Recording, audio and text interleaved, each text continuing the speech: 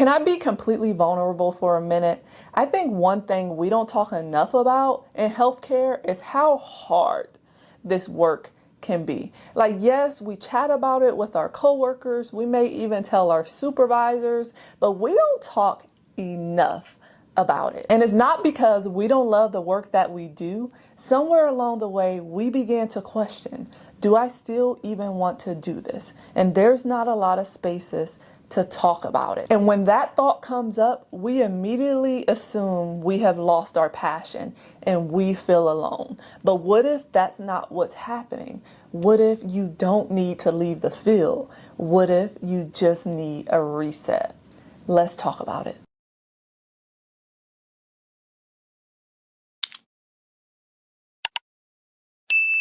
Hi, my name is Shan. I'm a licensed mental health therapist, private practice owner, and digital creator. If you are new here, as I like to say, come on in, come on in. On this channel, we make all type of videos. We make videos regarding our careers, growing our careers, maybe pivoting to entrepreneurship, or just talking about the mental health field and the healthcare field in general. And I'm so happy that you're here. If you enjoyed today's video, make sure you like, comment, and subscribe so you can stay up to date on our videos that we drop every single week just for you. So I know you're wondering, you're like, I do talk about how hard it is to work in healthcare, but like, do we actually really talk about it? Do we take space? Do we take up the space to have the hard, in-depth conversations? Or do we just say like, it's so hard to work in healthcare, this happened today, and we kind of move on with our day? Because what I see happening and what happened to me is you hit a point where you're forced to slow down,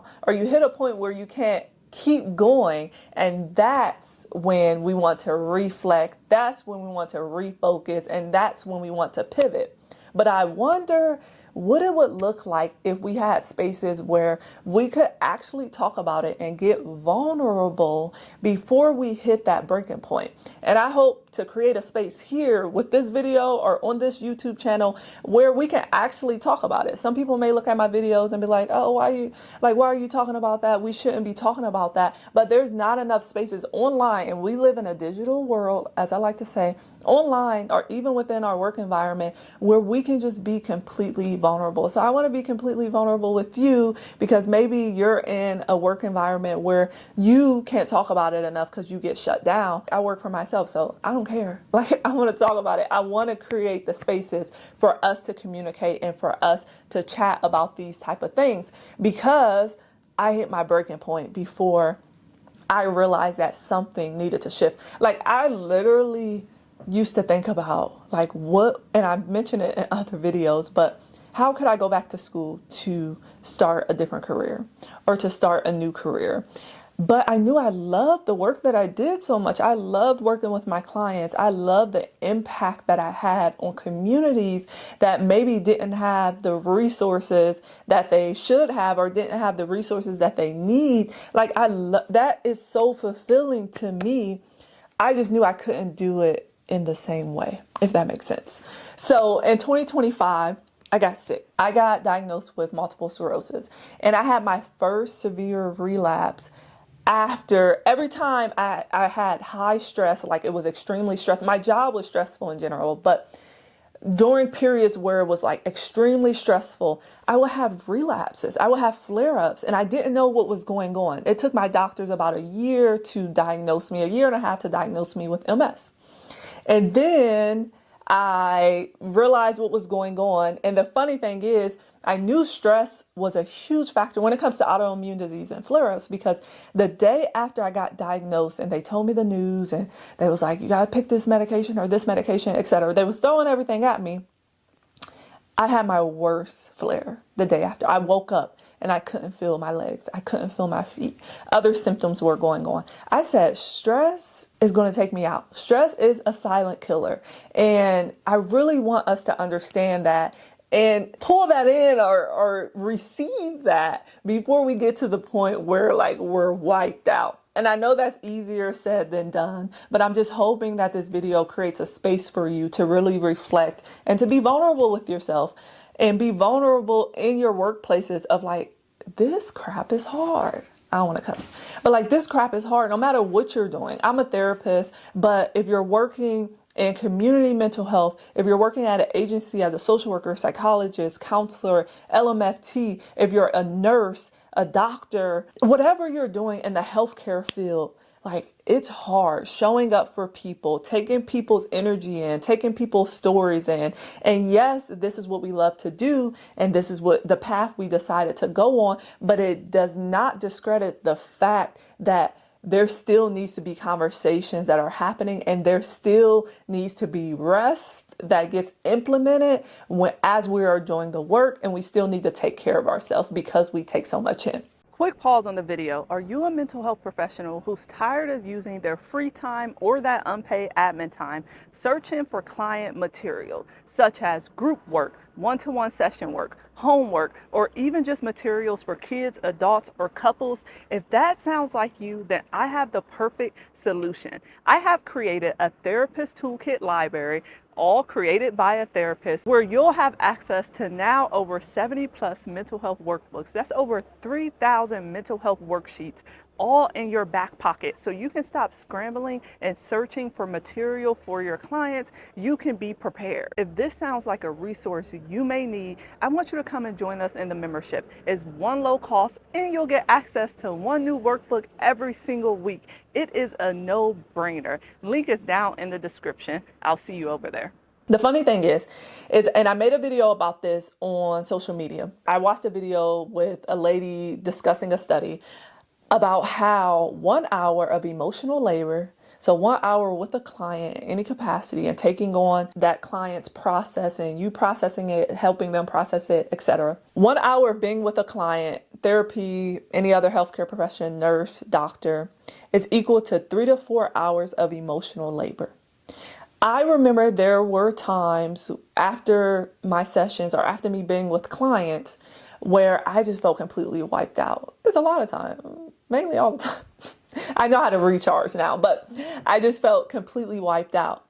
And I'm like, why am I so tired? Like, it felt like I just ran a marathon, because that brain power and all of that energy, helping someone process their concerns, helping someone implement whatever it is that they're trying to implement, and taking on someone else's energy or grief and things of that nature. Like, that can be exhausting. That can wear on you over time. And everyone in the comments is like, can you link this study? Can you link this study? Social media, I just don't get. And I have to remember that I'm dealing with scholars, right? I'm dealing with people with degrees. So it makes sense. They're like, can you link the study? But I cannot put a link in the Instagram description for you guys to click on. And I'm not replying to everyone's comment. There's a thing called Google. When I heard it, I went to Google and I looked it up too. There's multiple studies out there on emotional labor, and you can go to Google and you can look it up. Not trying to be mean, but I was just like, it's so many. Can you link? Can you link? I'm not going through all y'all. And I can't even send you a link. Like, let's go to Google and let's use our free will and look it up.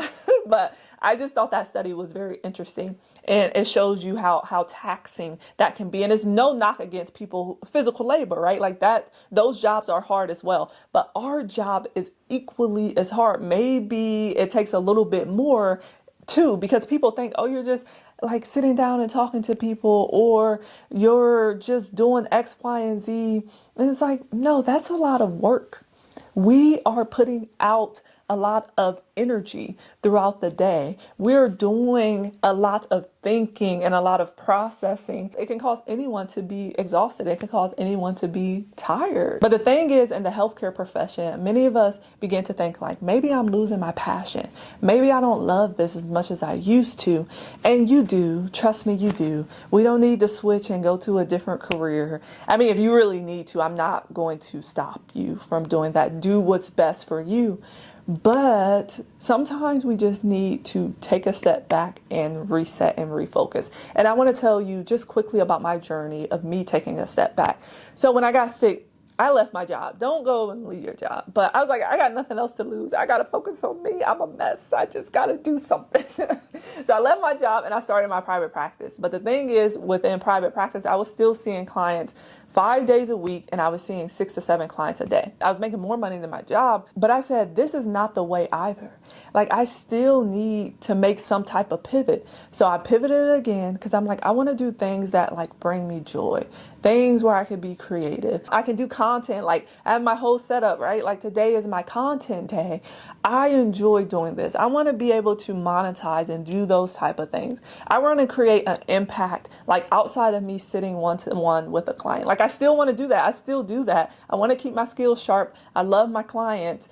And I also want to do other things, and it's okay to feel that way. So that's where my pivot came into place. That's where I did a reset. Like I started making workbooks where I can hit maybe a broader scale, or I can help other mental health professionals make their prep time a little bit easier, or give resources to their clients. Like that's what made me feel good. Me pushing out this information and helping my other healthcare providers and making them really think just like they make their clients think, and really process some things that maybe needs to change. Like that's what helps me. That's what fuels me. Now I do a lot of things, but I do a lot of things on my own terms. And once I hit my capacity, I'm able to fully recognize it now. Like, okay, that's all we doing. Let's wrap it up. Let's keep it moving.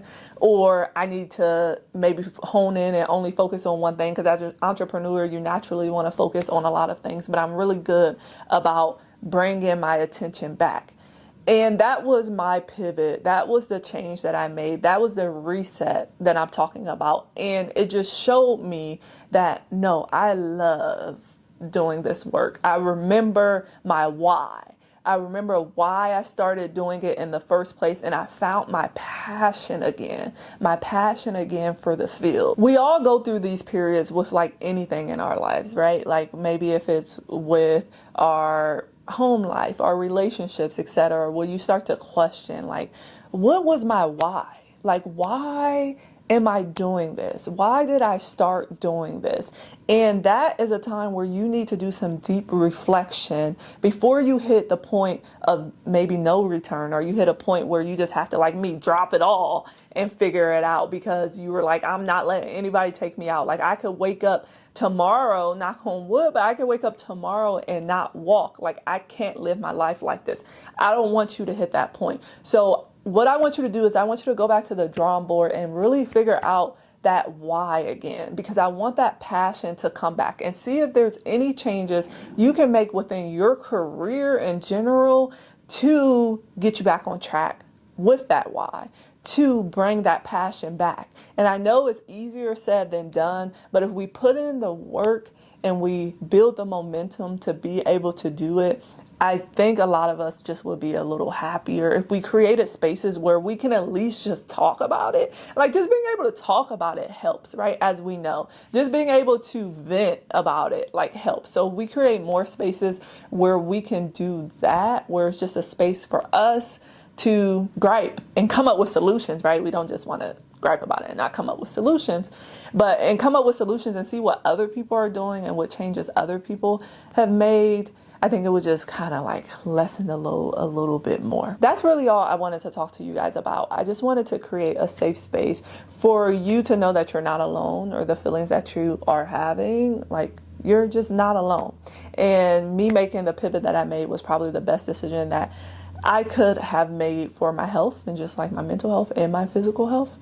But I hope you guys tune in to next week's video. I would love to have you subscribe to this channel. If you like this video, make sure you like, comment, and subscribe, because I try to drop videos to just kind of show you different career paths, or show you different avenues and different things you can do within the mental health field or within the healthcare field in general.